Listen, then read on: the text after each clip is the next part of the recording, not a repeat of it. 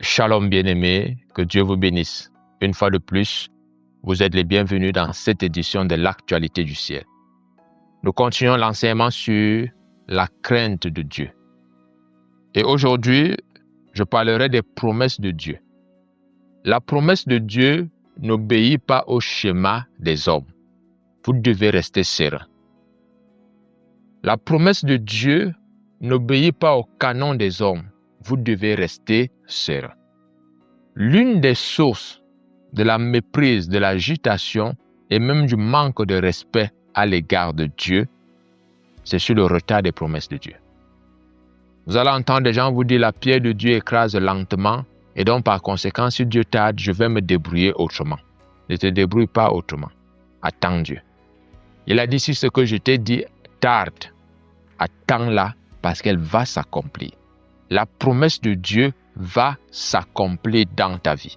Je m'adresse à toi qui es agité par tout type de passion. Et cette agitation t'amène à ne pas respecter Dieu, à ne pas respecter l'espace de Dieu. Cette agitation t'amène à ne pas prendre en compte que tu es devenu une nouvelle créature, que tu es une même plante avec Christ et que par conséquent, tu te dois de donner la priorité au Père. De la même manière que Christ l'a fait, Dieu s'attend à ce qu'il soit la priorité dans ta vie. Donc je vais te dire, bien-aimé, il est important pour toi de prendre conscience réellement de ce que Dieu veut faire, de ce que Dieu veut accomplir. Pourquoi aujourd'hui nous voyons plusieurs personnes qui sont agitées, qui regardent l'heure, vraiment, Dieu m'a promis ceci mais je n'ai pas encore vu et donc il faut que je me batte. Bien-aimé, si tu veux véritablement être un chrétien qui a accès au repos que Dieu a promis, lorsque Jésus a dit « Venez à moi, vous tous qui êtes fatigués et chargés, et je vous donnerai du repos », c'est de toi qu'il parlait. De toi qui es agité par tout type de passion. De toi qui es agité parce que certaines promesses de Dieu n'ont pas encore eu leur accomplissement dans ta vie et tu te mets à t'agiter. Je vais t'apporter une bonne nouvelle aujourd'hui. Véritablement, Dieu veut que tu sois serein. Une personne qui s'inscrit dans la crainte de Dieu, c'est une personne qui ne sera plus influencée par les événements qui l'entourent. J'aime prendre l'exemple sur Josaphat. Josaphat a été assiégé par plusieurs rois. Josaphat ne s'est pas inquiété. Josaphat s'est disposé à chercher l'Éternel. Ce n'est pas parce que la médecine dit que tu es atteint de telle maladie qu'il faut aller sur Internet faire les recherches pour regarder comment la maladie va se développer, comment tu vas mourir. Je vais te dire, quand la science t'annonce une mauvaise nouvelle, dispose-toi à chercher l'Éternel. C'est la preuve que tu respectes Dieu. Ne donnez pas du respect aux mauvaises nouvelles. Ne donnez pas du respect aux fausses promesses. Donnez du respect à la parole de Dieu, car elle s'accomplit toujours. Elle s'accomplit toujours. Je voudrais parler dans cette session particulièrement de cette église malade parce que méprisant Dieu allègrement, sans gêne, sous prétexte que certaines promesses de Dieu n'ont pas été tenues. Tu as 40 ans ou 45 ans, tu n'es pas marié, tu n'as pas d'enfant et tu te dis, si Dieu ne fait rien d'ici 3 mois, il faut quand même que je lui montre comment on fait les enfants. Ça veut dire que tu n'es pas inscrit dans la crainte de Dieu. Qu'aurait fait Shadrach, Meshach et Abednego? Daniel, est-ce que vous savez qu'ils ont été castrés? Puisqu'ils étaient des eunuques. Ils ne pouvaient plus avoir d'enfants. Ils ne pouvaient plus avoir de femmes. Ils avaient toutes les raisons de ne pas craindre Dieu, de ne pas respecter Dieu. Mais ils ont tenu ferme. Donc tu ne pourras pas avoir raison devant Dieu en lui disant « Seigneur, c'est parce que j'ai vu que le temps passait que je me suis débrouillé à faire un enfant, même avec n'importe qui. » Ce n'est pas la volonté de Dieu. Si Dieu t'a demandé d'attendre, attends. Si Dieu t'a demandé d'attendre, il faut attendre. La promesse de Dieu dans ta vie ne s'accompagne pas de la manière que les hommes voient les choses. Et lorsque tu comprends cela, tu seras libéré de la pression du qu'en dira-t-on, de la pression de « il faut que moi aussi ». Et cela va te rendre serein. dans l'attente que tu as vis-à-vis de Dieu. Voici ce que dit la Bible dans le livre de Actes chapitre 9, le verset 15 et 16. Il s'agit de l'histoire de Paul lors de sa conversion. Écoutez ce que Dieu va dire. Au verset 15, il est écrit « Mais le Seigneur lui dit, va, car cet homme est un instrument que j'ai choisi pour porter mon nom devant les nations, devant les rois et devant les fils d'Israël. Je lui montrerai tout ce qu'il doit souffrir pour mon nom. » Voyez-vous, un homme qui a persécuté l'Église, un homme qui attachait les gens, les liait, les mettait en prison à cause de Christ. Maintenant que Jésus l'appelle, Jésus lui accorde sa grâce. Et la Bible déclare, Jésus lui dit, tu vas porter mon nom devant les rois. Paul aurait pu se croire privilégié en se disant, je porterai le nom du Seigneur devant le roi César. Ce qui n'était pas donné à n'importe qui.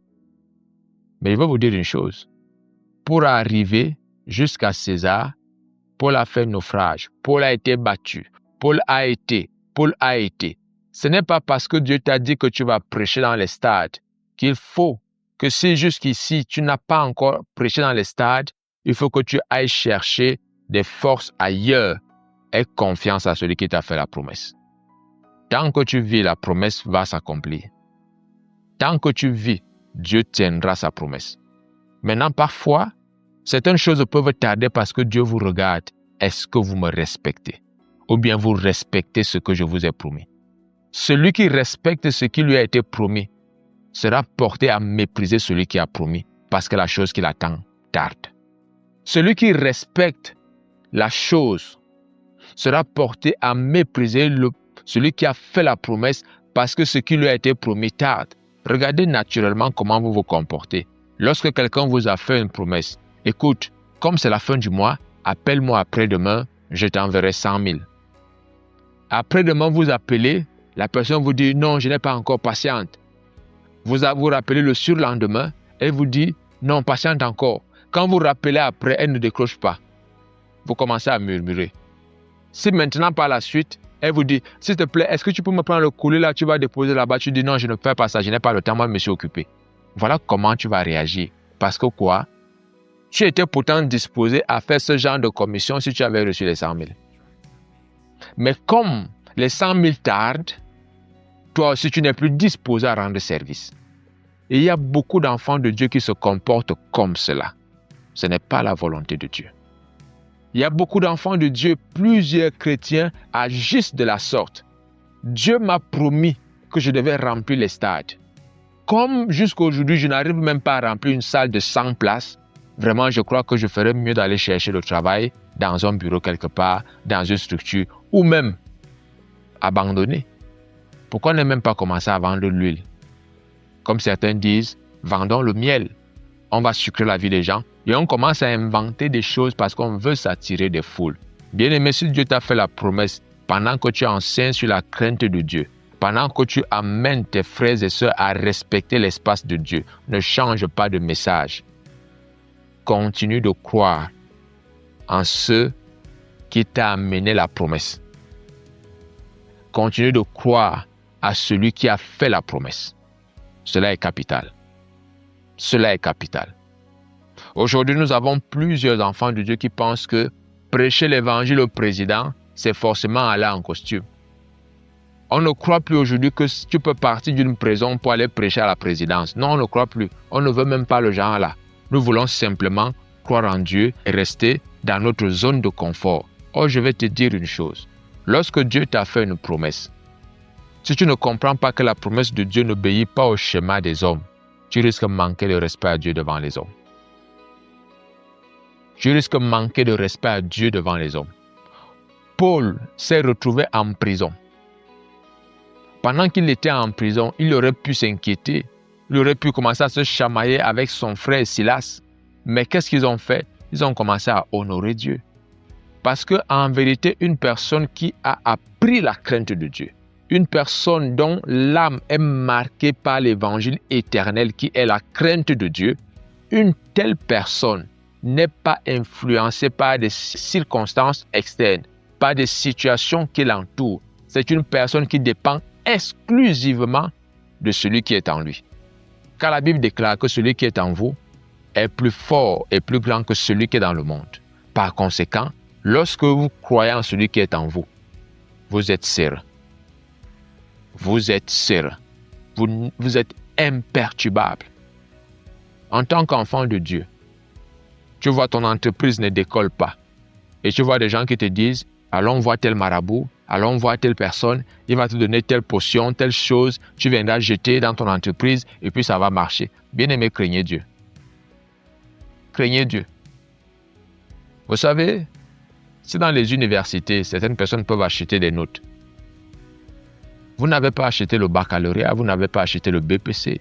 Par conséquent, continuez d'avoir confiance en vous. Dieu ne vous a pas abandonné. Ce n'est pas parce que jusqu'ici, même si ça fait 5 ans que vous avez créé votre entreprise, elle n'a pas encore décollé. Elle n'a même pas encore atteint la moitié de ce que les autres font. Je peux vous dire, restez serein. Continuez d'avoir la bonne attitude. Continuez de respecter Dieu.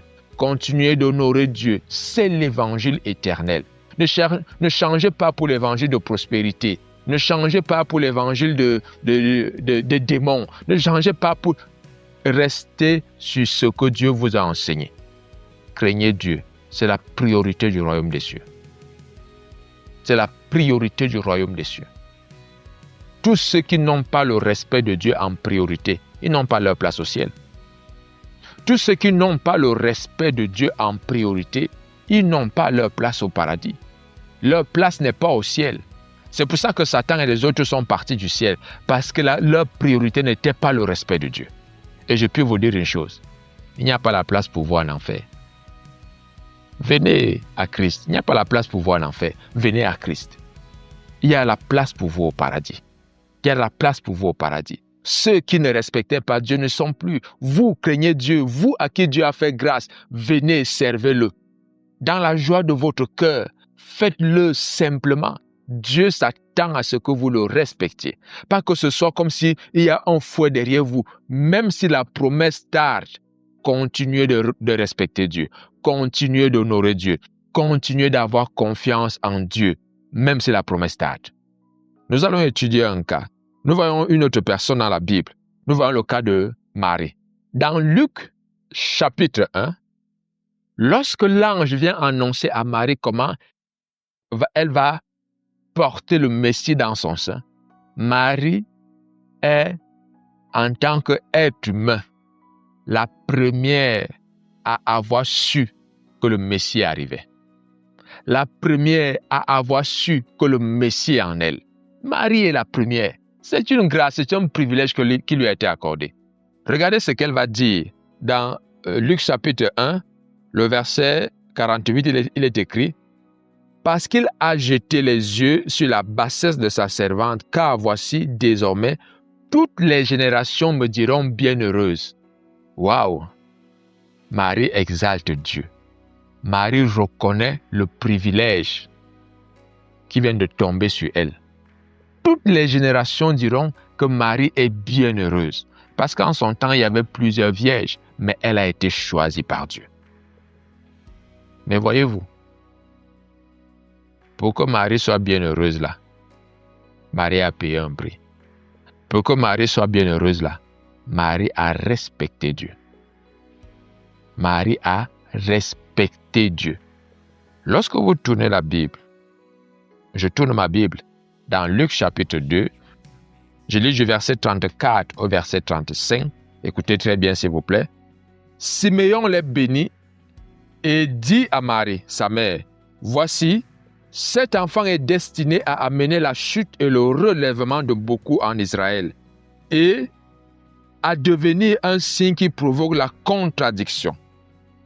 Et à toi, une épée te transpercera l'âme, afin que les pensées de beaucoup de cœurs soient dévoilées. » Voyez-vous, Marie la bienheureuse.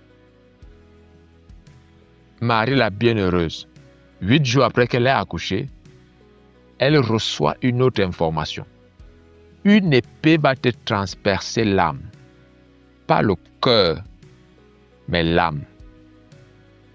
Parce que quand on parle du cœur, on parle du corps humain. Mais on dit l'âme, c'est pour dire que Marie, ce que tu vas vivre avec la grâce qui est tombée sur toi là, va te permettre de démontrer que tu respectes Dieu. Et va aussi aider les gens qui t'environnent à manifester le respect ou alors l'indifférence ou alors la rébellion. Et cela s'est avéré. La preuve, c'est que jusqu'à aujourd'hui, les gens continuent d'être indifférents vis-à-vis de Dieu. Et certains aussi continuent de respecter Dieu. Je crois et je sais que tu fais partie de ceux-là qui respectent Dieu, de ceux-là qui aiment Dieu, de ceux-là qui ne prennent pas Dieu juste pour leur sauveur, mais qui croient aussi que c'est leur Seigneur, qui croient aussi que Jésus est leur Seigneur. Pourquoi le cas de Marie? Bien-aimé, vous pouvez être une personne à qui Dieu a fait la promesse. Écoute, tu vas avoir un enfant. Et puis tu vois, 50 ans arrivent, tu n'as pas d'enfant. Tu commences à t'agiter. Bien-aimé, si Dieu t'a fait une promesse, Dieu tient toujours sa parole. Ce que je puis te dire, moi, qui suis serviteur de Dieu, c'est que si Dieu t'a promis une chose, Dieu va tenir ses engagements. Dieu va tenir ses engagements. Parfois, Dieu peut te faire la promesse que non, tu vas accoucher. Et puis, tu atteins 50 ans, tu n'accouches pas. Tu sais ce qui va se passer? Dieu va dévoiler les pensées des gens autour de toi. Les langues vont commencer à se délier, même parmi les frères à l'église. Certains vont te dire, à 50 ans, tu n'as pas encore accouché. Tu es sûr vraiment que c'est Dieu qui t'avait parlé. Moi, je connais une maman là que si elle prépare le mets, tu manges ça, tu vas voir. Tu auras seulement les jumeaux. Les gens commencent à attaquer ta foi, même à l'église. Lorsque tu as 36 ans, tu as 30 ans, tu n'as pas de fiancé, tu n'as pas de prétendant. On dit, mais je reste comme ça à l'église. Les gens te disent, mais je reste comme ça à l'église. Parce que quoi? Les gens ne croient plus. Dieu t'a fait la promesse que tu vas épouser quelqu'un de grand. Aie foi en Dieu. Dieu ne t'a pas demandé d'aller chercher quelqu'un de grand. Il t'a dit que toi, tu vas épouser quelqu'un de grand. Une femme ne cherche pas le mariage. Une femme se prépare à être épouse. C'est un homme qui cherche la femme. Donc, lorsque Dieu t'a fait la promesse, tu n'as pas besoin de t'agiter. Je m'adresse particulièrement aux sœurs qui, pour le mariage, qui pour le voyage, qui pour l'enfant, sont très souvent agitées. Bien-aimés, je vais vous dire une chose. Et c'est la raison pour laquelle certains pasteurs prospèrent. Ceux qui vous vendent le miel, ceux qui vous vendent le lait, ceux qui vous vendent l'eau et l'huile. Vous n'êtes pas des œufs qu'on va frire. Prenez conscience que votre clé réside dans la crainte de Dieu. Réside dans la crainte de Dieu. Marie a craint à respecter Dieu. Marie a craint et elle a respecté Dieu. C'est un exemple pour vous en tant que femme. C'est un exemple pour vous. Son âme a été transpercée en voyant le fruit de ses entrailles être crucifié. De quelle manière? Ça a permis que les gens autour, les pensées soient dévoilées. Lorsque Dieu vous a fait la promesse, qu'elle soit connue ou pas de votre entourage, restez tranquille. Voyez comment les langues vont se délier. Vous savez, chaque fois qu'il y a une promesse sur votre vie, il y a toujours des personnes qui sont proches de vous, qui seront là pour que la promesse ne s'accomplisse pas. Et en vérité, Dieu les laisse à dessein pour voir si vous allez respecter sa parole. Vous allez continuer de l'honorer même si la promesse tarde. Est-ce que vous n'irez pas chercher Maman Mary pour qu'elle aille vous laver en Simaline? Est-ce que vous n'irez pas chercher telle huile avec tel parfum pour que vous soyez avenante, pour que les gens puissent vous pouvoir attirer les gens? Je vais vous dire une chose. Si vous êtes enfant de Dieu, si vous craignez Dieu, il faut arrêter ce genre de pratique. Vous devez arrêter ce genre de pratique. Cela n'honore pas Dieu. Cela n'honore pas Dieu. Je vous invite à arrêter ce genre de pratique. Ça n'honore pas Dieu. Donc, ici, en tant que femme, vous n'avez pas besoin de voir des marabouts, de faire des lavages, de faire de ceci. Entre-temps, vous venez à l'église chanter parce que la promesse de Dieu tarde. Craignez Dieu. Arrêtez cette vie que vous menez. Vous êtes aujourd'hui avec Jésus et après vous êtes avec le marabout. Et aujourd'hui, cela n'émeut plus les gens. C'est devenu comme normal. Venir chanter à la chorale et aller en même temps voir le marabout. Venir à l'église et aller en même temps faire la tradition au village. On ne sait jamais ce qui va mordre, va mordre. Ça ne marche pas comme ça avec Dieu. Vous vous exposez. Je vous ai dit hier, ne courez pas le risque d'être l'exemple. L'exemple dans la leçon que Dieu veut donner à ceux qui doivent le craindre. Choisissez vous-même simplement de craindre Dieu. Choisissez vous-même simplement de vous inscrire à l'école de la crainte de Dieu. Nous voyons dans 1 Timothée, chapitre 4, à partir du premier verset, il est écrit: Mais l'Esprit dit expressément que, dans les derniers temps, quelques-uns abandonneront la foi pour s'attacher à des esprits séducteurs et à des doctrines de démons.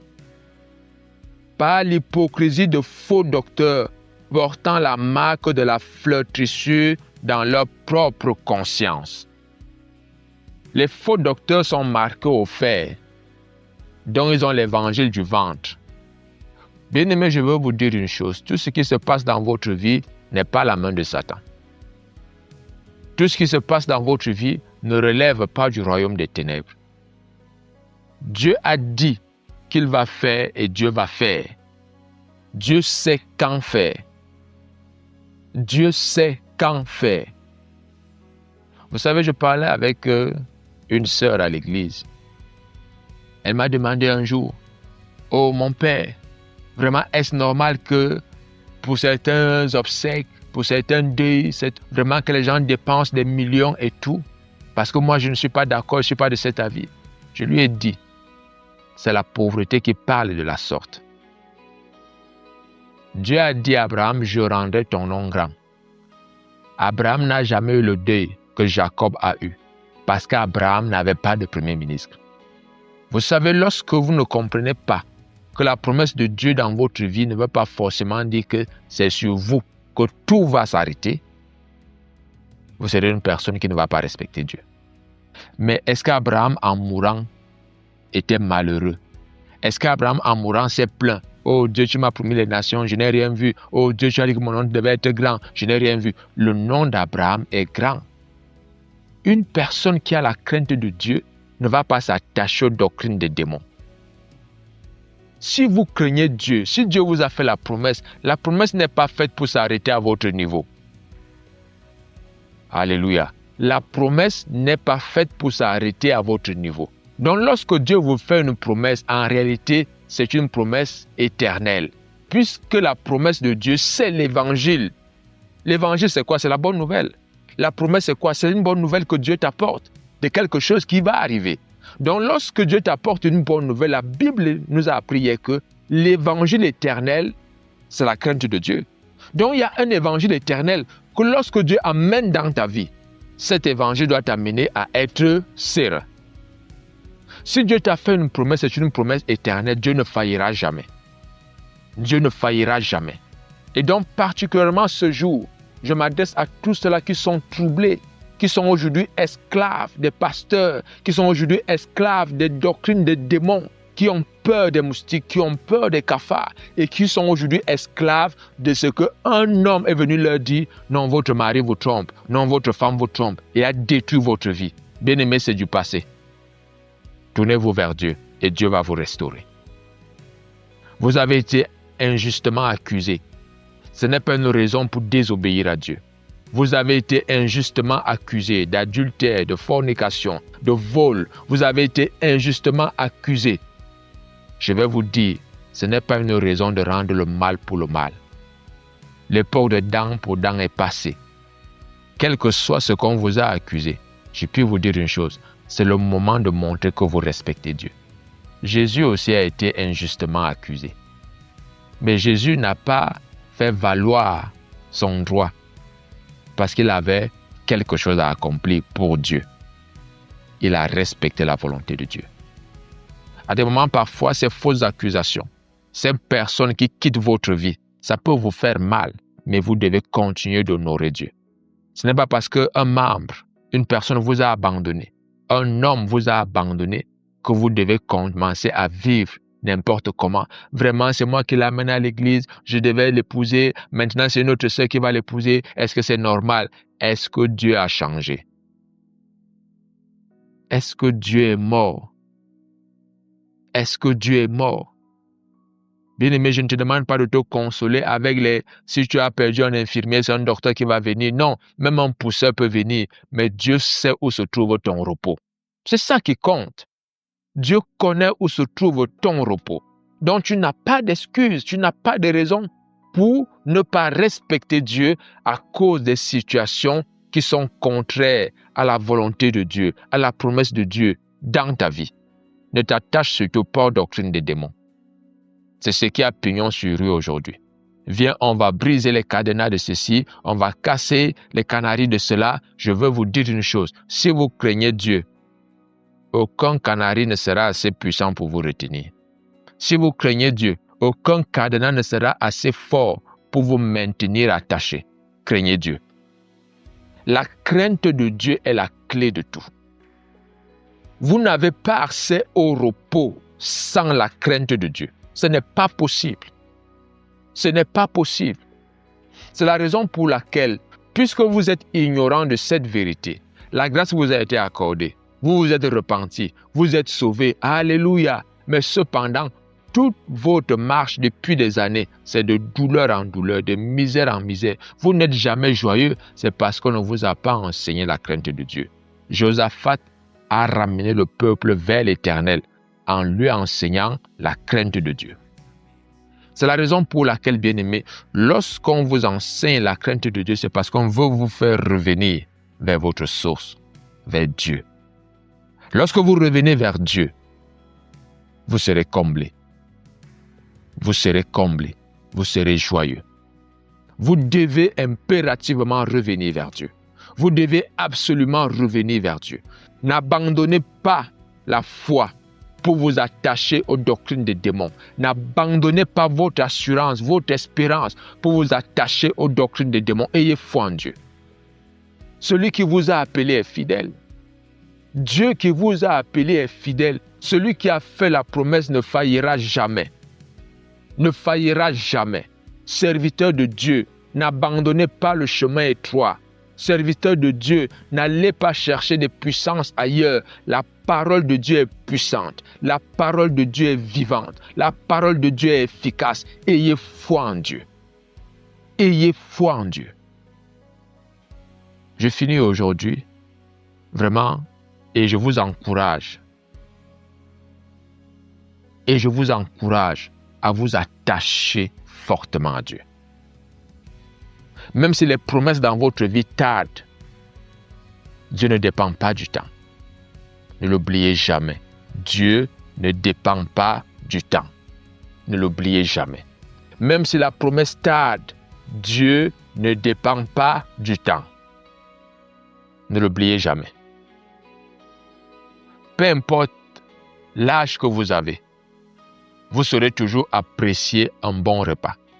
Vous saurez toujours apprécier votre femme ou votre mari, peu importe votre âge. Ayez foi en Dieu. Dieu vous fera trouver un emploi. Dieu vous sort de cette dépression dans laquelle vous voulez vous mettre à cause de ce que certaines choses n'ont pas marché. Sortez de cette dépression. C'est pour ça que Dieu vous invite à revenir. À revenir. Faites-lui confiance. Il ne vous abandonnera pas. Retrouvons-nous demain et je vous révélerai quelque chose d'autre. Par la grâce de Dieu. Que Dieu vous bénisse. À demain.